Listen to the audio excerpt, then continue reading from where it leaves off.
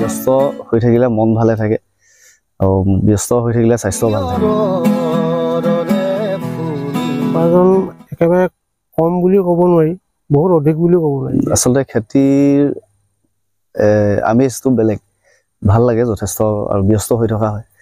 আৰু মইতো সদায় কওঁ যে ব্যস্ত হৈ থাকিলে মন ভালে থাকে আৰু ব্যস্ত হৈ থাকিলে স্বাস্থ্য ভাল থাকে, মন ভাল থাকিলে স্বাস্থ্য ভাল থাকে।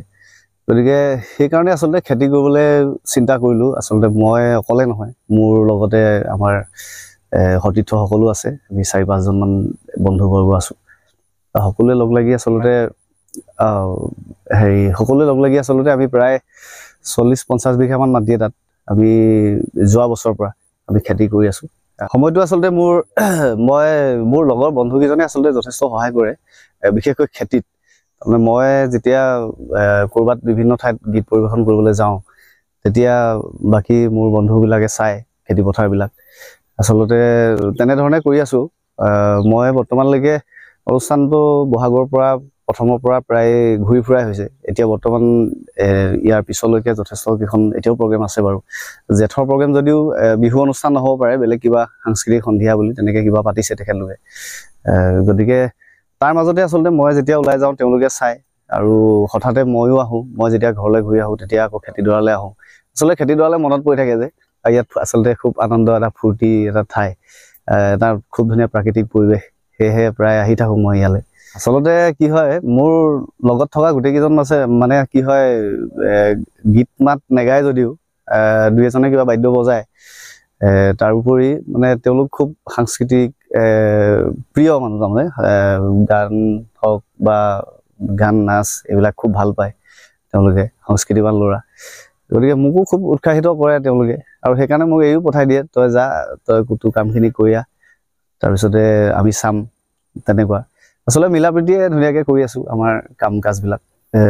উপাৰ্জনৰ ক্ষেত্ৰত আচলতে লাভটো হয়, খেতি কৰিলেতো খেতিত লাভ আছে যথেষ্ট।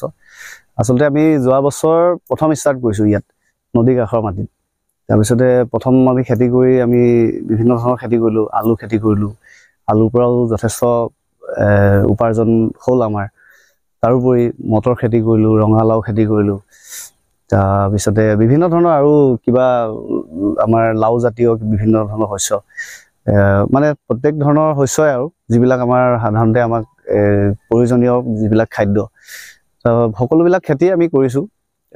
লাভ হৈছে, যথেষ্ট লাভ হৈছে। আৰু কি হয়, ভৱিষ্যতলৈ আৰু ভাল হ'ব বুলি ভাবিছোঁ, কাৰণ আমাৰ কেইবাটাও আমাৰ পৰিয়াল একেলগে থাকে। যথেষ্ট ধৰক আমাৰ 4-5জন বন্ধু আছে, তেখেতলোকৰ পৰিয়ালো চলিব আৰু চলি আছে। ভৱিষ্যতেও ভালকৈ চলিব বুলি আশা কৰিছোঁ খেতিৰ পৰা। উপাৰ্জনটো যথেষ্টই কৰিব পাৰি, তাতে নিজৰো অলপমান নিজেই চেষ্টা কৰিব লাগিব, অলপ কষ্টও কৰিব লাগিব, শাৰীৰিক কষ্টও কৰিব লাগিব, অলপ খৰচ পাতি কৰিব লাগিব, যথেষ্টখিনি কৰিবলগীয়া হয়। বৰ্তমানলৈকে আমাৰ উপাৰ্জন একেবাৰে কম বুলিও ক'ব নোৱাৰি, বহুত অধিক বুলিও ক'ব নোৱাৰি। যিহেতু বতৰো খৰাং, এনেকুৱা বতৰত অসুবিধা হয় কিছুমান।